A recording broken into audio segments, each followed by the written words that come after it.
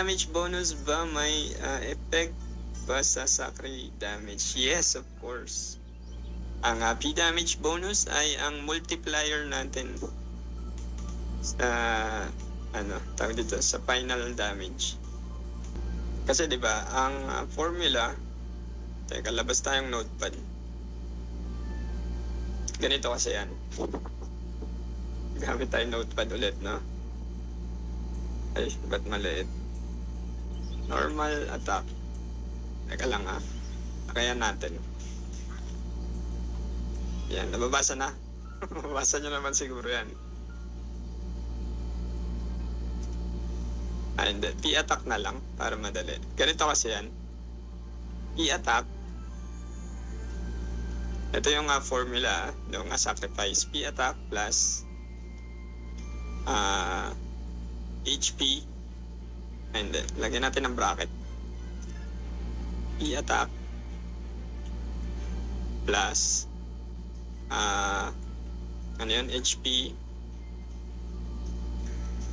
HP percent from materials, materials reckoning. Yan.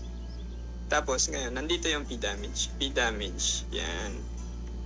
Tapos equals, hindi pa dyan equals. Isa pang bracket, di ba? May isa pang bracket yan, di ba? Nagulat kayo, no? Ang isa pang bracket yan ay crit damage. Yan. Equals damage output. Yan. Yan ang formula. Siyempre, bukod pa dyan, meron pa dyan mga PVP. Kasama yan dyan, PVP, title, nandyan yan. So, ito yung, kaya kailangan natin ng P damage. Kasi nandito yan, nasa dulo yan. So, ang nangyari naman, kung bakit sa cards natin, diba, yung mga P damage, bakit mas mataas yung P damage kaysa sa crit damage? Kasi, yung P damage naman ay nagiging base. Diba? Parang yung in-explain ko dati sa ating HP. Diba? Ang HP natin, HP, flat HP. Diba? Flat HP. Tapos, nandito yung multiplier natin. Diba? Base HP. Flat HP. Tapos, bit. Yan. Tapos, nandito yung multiplier na HP percent. Max HP. Yan. So, kailangan mataas yung base mo. Ito yung base mo ngayon. Para mataas yung, malaki yung HP mo. So, ganun din ang nangyayari dito. Kailangan malaki yung P damage mo para malaki yung lumabas na crit damage mo. Kaya ang nangyayari, no? Yung sa cards, di ba? Yung pendart, halimbawa, dalawang squidget, tapos i-compare mo sa isang squidget at pendart, magiging same lang sila ng damage. Kasi yung P damage ay pumapasok sa crit damage. Yan, alright. Yan din ba reason kaya mas prefer mag P damage over P attack sa endgame? Ayun nga kasi multiplier ang ating P damage. Medyo weird kasi yung yung tawag dito, yung P attack, no? Tsaka yung halimbawa ito, labas ulit natin yung notepad. And that pala di ko tinanggal. Yan, P attack, Control A. Yan. Yan, kasi ang P attack natin, normally, saan ba yung stats? 4,000, di ba? Halimbawa, mayroon akong 4,000. Pero hindi pa yan, no? Kasi may refined P attack pa. So, bali 4,700. So, nasa na yun? Nawala yung notepad ko. So, ang mangyari, meron tayong 4,700 na P attack. And wag ganyan, bracket. Yan. Tapos, ipa-plus natin sa yung HP percent na nakuha natin. Ilan ba yun? Sa sacrifice. So, may sacrifice. Ay, hindi. Skill pala, no? Sa skill, yan, Materials Reckoning times 5 PV, neutral damage of 8. Pag PVP 5. Yan, 5% ng ating HP. Diba? So, ganito yan. 5 times 5%. Tama ba?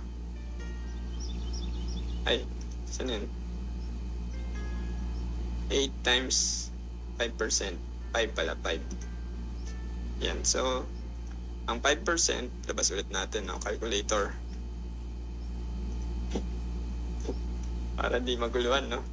Yan, gagamitan na natin ng science at gagamitan pa natin ng math. Diba? Ako ngayon si Gulamat. Yan.